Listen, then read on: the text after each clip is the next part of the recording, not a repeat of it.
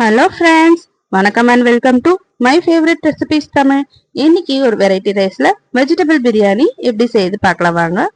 பட்டாணி காய்கறிலாம் சேர்த்து தேங்காய் பல்லாம் ஊற்றி ரொம்ப டேஸ்டா இருக்கும்.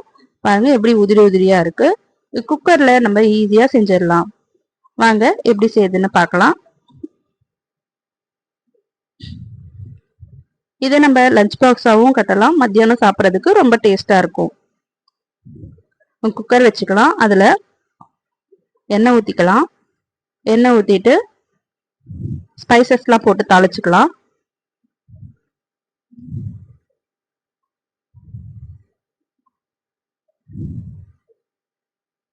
எண்ணெய் நல்லா சூடாகட்டும்.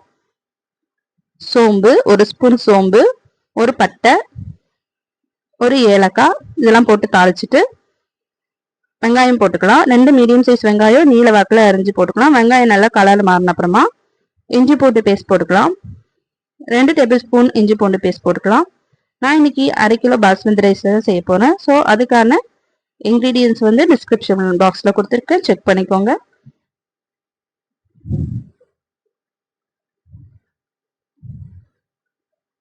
இஞ்சி பூண்டு பேஸ்ட் நல்லா வதங்கின அப்புறமா தக்காளி சேர்த்துக்கலாம். தக்காளி வந்து அரைச்சி சேர்த்துக்கலாம். தக்காளி நம்ம அரைச்சி சேர்க்கும் போது நல்லா கலர் கொடுக்கும், நல்ல டேஸ்டாகவும் இருக்கும், சீக்கிரமாகவும் வதங்கிடும். இப்போ நம்ம அரிஞ்சு வச்சிருக்க காய்கறி எல்லாம் சேர்த்துக்கலாம். உங்ககிட்ட என்ன காய்கறி இருக்கோ அதெல்லாம் சேர்த்துக்கோங்க. நான் இன்னைக்கு கேரட், கொடைமிளகாய், பீன்ஸ், பட்டாணி சேர்த்துருக்கேன். இது நல்லா ஊற வச்ச பட்டாணி.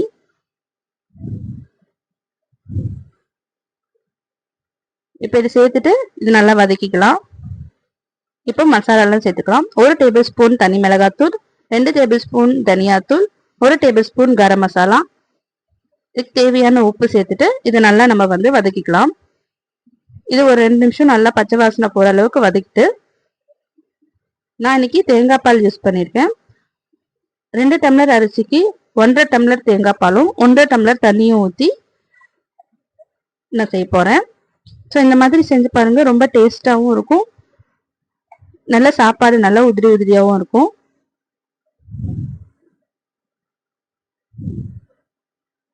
நல்லா வதங்கிடுச்சு.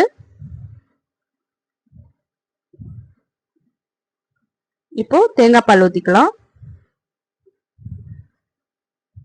1.5 டம்ளர் தேங்காய் பால் ஊற்றிக்கலாம். 1.5 டம்ளர் தண்ணி ஊற்றிக்கலாம்.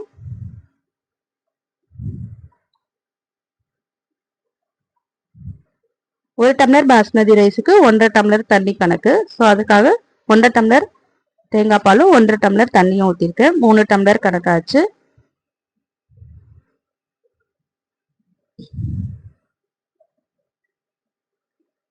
இப்போ தண்ணி நல்லா கொதிக்கட்டும். கொதிச்ச அப்புறமா நம்ம வந்து அரிசி சேர்த்துருக்கலாம். ஒரு 10 நிமிஷம் பாஸ்மதி ரைஸ் ஊறினா போதும். நம்ம இதை செய்ய ஆரம்பிக்கும் போதே நம்ம அரிசி வந்து ஊற வச்சிட்டோம்னா கரெக்டாக இருக்கும். அரிசி போடுறதுக்கு ரொம்ப நேரம் ஊறிச்சுன்னா அரிசி குழையறதுக்கு வாய்ப்பு இருக்கு.